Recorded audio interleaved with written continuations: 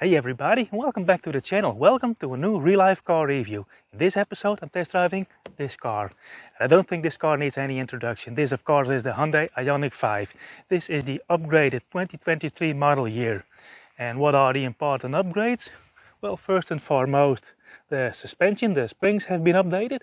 This version has also improved battery management for more efficient charging and faster charging. This version has a 77.4 kilowatt-hour battery and it's rear-wheel drive.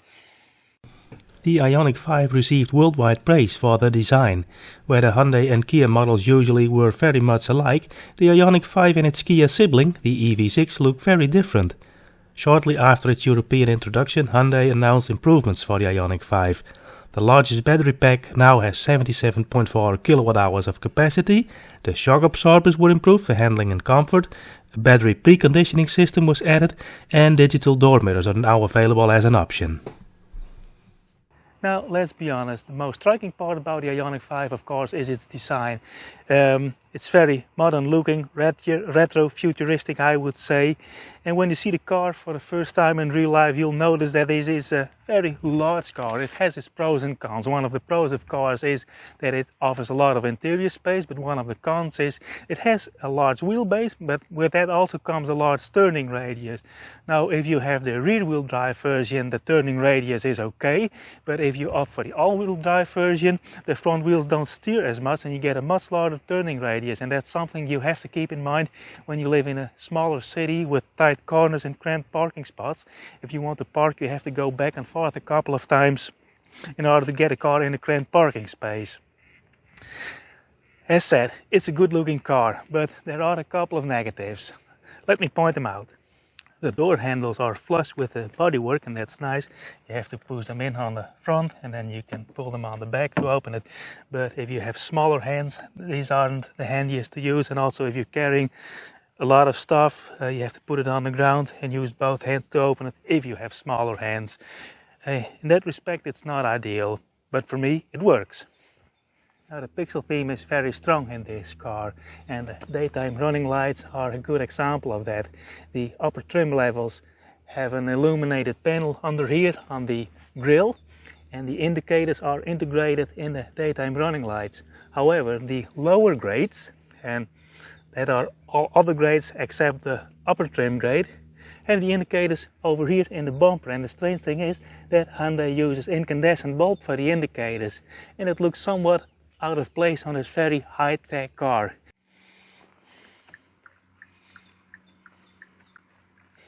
The same goes for the taillights. It has nice pixelated rear taillights, but the indicators are over here in the bumper corners. And the thing that I really miss is the rear windscreen wiper. If they chose to leave it out for aesthetic reasons, I can see why, but during driving, and especially on days when it's raining, I do miss a windscreen wiper, and maybe they could have gone for the windscreen wiper over here in the spoiler like the Hyundai Tucson has.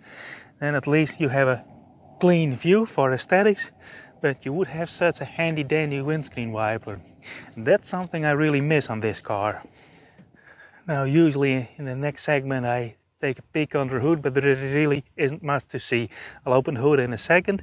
I want to talk about the tech. The Ioniq 5 is available with two battery packs. It's a 58 kilowatt-hour battery, and there is this 77.4 kilowatt-hour battery. This version with rear-wheel drive has the largest range. On average, it's now mid-April, on a full charge I get a range of about 450 kilometers, which is very good. And I think a month or so later, when the driving circumstances are ideal, I can get 480 kilometers on a charge of 77.4 kilowatt hours. Now, I have to look the specs for the engines up. If you opt for the 58 kilowatt battery, you can only get rear-wheel drive, and in that case you get a 125 kilowatt or 170 horsepower motor. If you opt for the 77.4 kilowatt hour battery with rear-wheel drive, you get 168 kilowatts or 230 horsepower, which this car has. And you can also opt for the all-wheel drive. It's only available with the larger battery pack, which is 240 kilowatt combined motor power, which translates to 325 horsepower. and especially the torque number on the all-wheel drive version is impressive, which is 605 Newton meters of torque. Both other engine options, both rear-wheel drive engine versions, have a maximum torque of 350 Newton meters, no matter what the power number is. Alrighty folks, let's have a peek under this nice clamshell hood.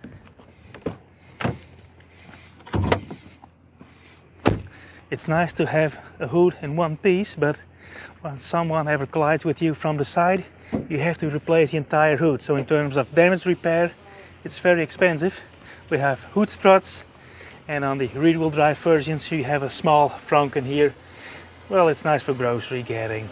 Nothing much to see here. There are some filler points for the washer fluids and the coolants. Over here is the brake fluid, fuse box, but honestly there's nothing much to see here. But you do notice how large this hood actually is. Well, let's have a peek in the interior. And this can be a brief segment because the interior is just great. The design is great. It's very roomy. It has a flat floor and it has this sliding center console.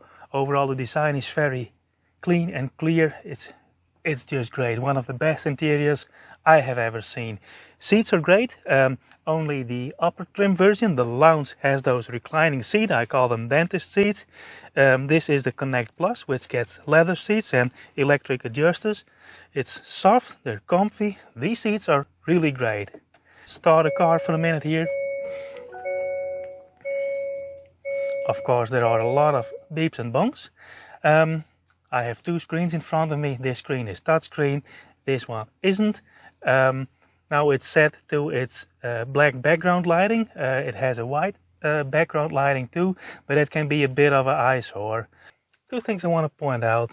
It has 3 drive modes and you can see the instrument cluster change with it. I would like to have an emulated analog gauge cluster like the other Hyundai models have, with a round speedometer and a round power gauge. There is a lot of information on here. It's a bit cluttered. You get used to it. And another thing I've read a lot is that there aren't any physical buttons for instance for the heated seats, but there is this warmer button over here. This screen goes into the settings for the heated seats and the heated steering wheel. And you can switch to the HVAC settings, get a HVAC scene.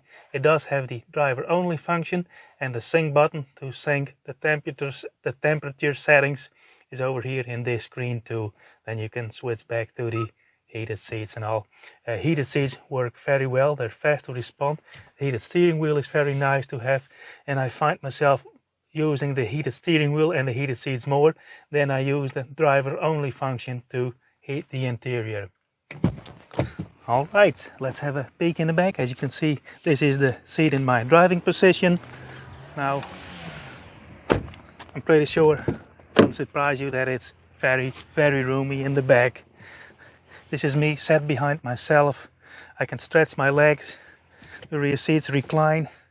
Yeah, this is a very great place to be. And of course, do the window test. The windows don't sink in entirely. Let me get the seat back up. But the view towards the outside is great. There's nothing to complain about the back seats and the rear in the back. If you need more space, you need to go for a Genesis G90, I'm afraid. Overall, this is perfect. Now, before we go out for a drive, we have a peek in the trunk. Of course, it's electric. And as you may have expected, the trunk space is just huge. It doesn't have a double floor. The power electronics and the electric motor are underneath here, so those do take up a lot of space. There are small pockets you can store something in here.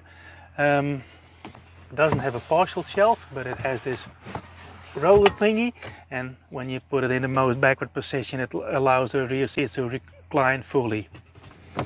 Let us get that back in place. Close up the hood. And let's head out for the drive.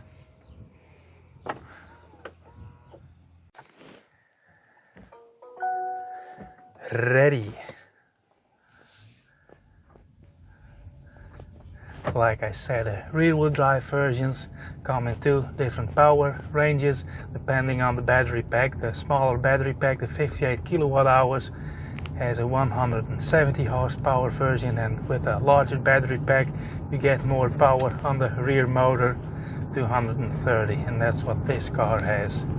Well, that's a lot of power, and rear-wheel drive general means a lot of driving fun, but there is a thing you have to take account with electric cars, and it has everything to do with the balance and the dynamics of the suspension.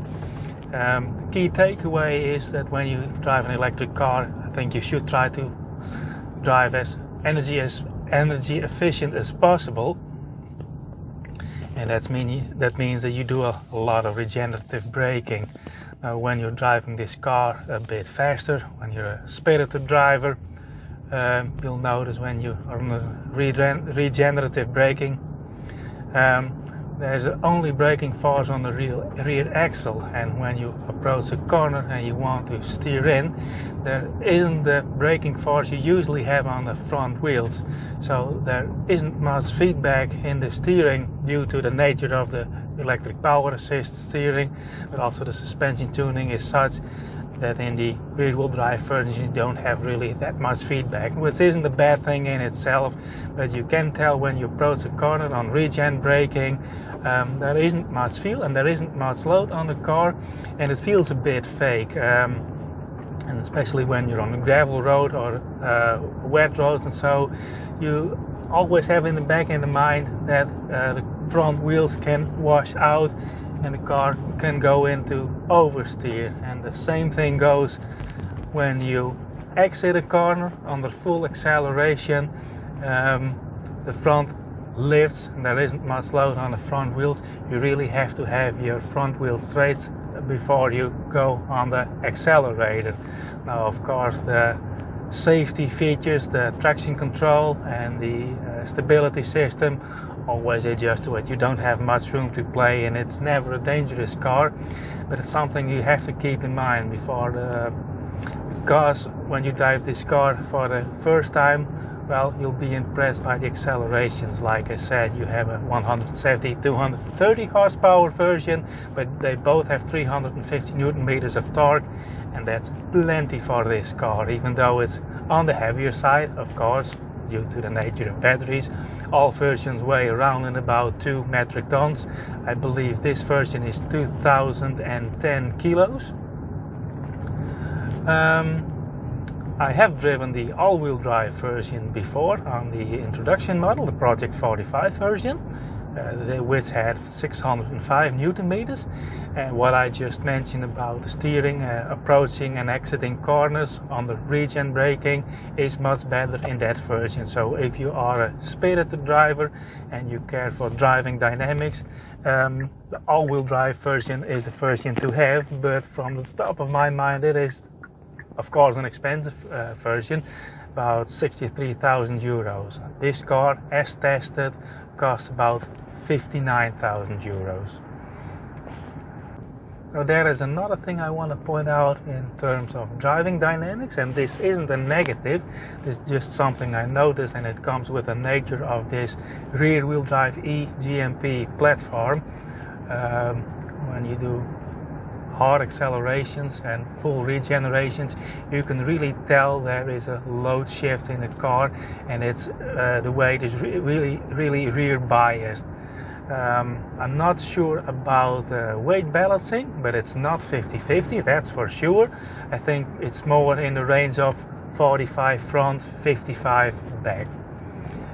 Like I said, when you do hard accelerations and then go in full regenerative braking mode, it does affect the steering. The front axle feels light at times. That's really, you have to keep in mind. But like I said, if you're a spirited driver and you care for performance, you should opt for the all-wheel drive version or the soon-to-be released N version of the Ioniq 5, which I'm very curious about. Now, I have to be honest with you, I shouldn't judge this car as a performance and driving dynamics vehicle. This is an electric car, and it's about eco-consciousness, and it's about being energy efficient. Now, in normal driving, this car it's really soothing to drive. I mentioned this in the test of the Qashqai e-Power, which was also a very quiet car. This car is just as quiet, but it's more soothing to drive. Now, one of the most important updates this car got was to the shock absorbers. Like I said, I drove the all-wheel drive version 2 years ago now. In terms of performance, that was a very impressive car.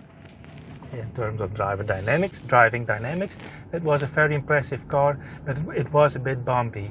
And what Hyundai did, they soon updated the car for the 2022-23 model year, and they improved the shock absorbers, and I must say that really works well. It's a very soft-sprung car, and the only thing that would improve this suspension setup in terms of comfort would be air suspension, in my opinion. It's soft, it's a bit bouncy, but when you approach a speed bump and you're going a bit too fast, it just takes it up and rebounds nice and smooth.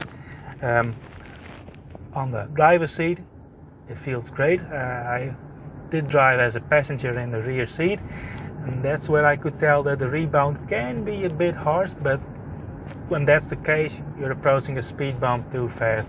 But overall, driver comfort, it's perfect. And another thing that this trim level doesn't have, and it's only available on the upper trim level, are those blind spot cameras in the instrument cluster. When you put on the indicator in the upper trim level, you get this nice blind spot view in the instrument panel. That's really nice, and I do miss that on this car. I don't understand why that isn't available on this trim level. Let's do a bit of highway driving. Oh, up goes the camera. I have to hold you. Oh, smooth and easy.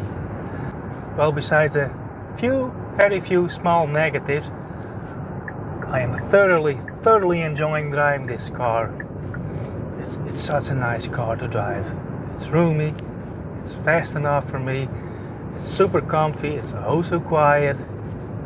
Well, let me be honest, I like this car very, very much. Especially the last few cars I drove, the PHEVs, the Nissan Qashqai e-Powers, were very nice to drive, but this car surpasses them all. I don't feel like I'm driving an electric car, I feel like I am driving a very, very comfortable car. And that's like I always mention in tests, I prefer comfort over sportiness and driver dynamics, and overall when you do a lot of driving you really should have comfort on top of your want list. Do some fun driving and let's head out to the middle of nowhere where I'll do my final conclusion. Catch you in a minute.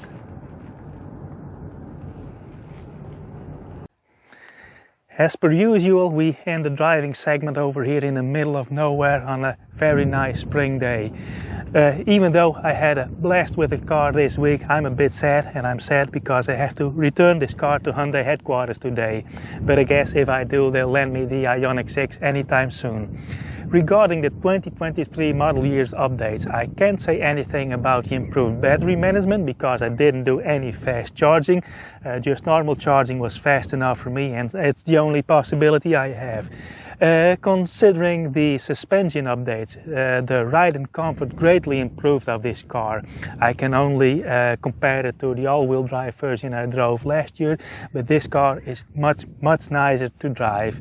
You buy the rear-wheel drive version if you care for drive comfort, quietness and energy efficiency. After the drive segment, I got my energy consumption down to 15.5 kilowatt hours per 100 kilometers. I'll blink in the translation over here.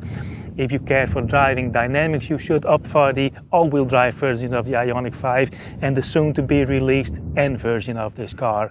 Overall, I can say this: it's not just a good EV, it's a very good car overall. I think it's one of the best and most interesting cars on sale at this moment. And I'll leave it with that. If you like these real-life car reviews, please consider subscribing to my channel, give me a like, leave a comment if you have any feedback or questions you want to ask me. If you want to help support the channel, you can do so by buying me a coffee. I'll leave the link down below in the description. And for now, I would like to thank you for watching, and I hope to see you on the next one. Bye!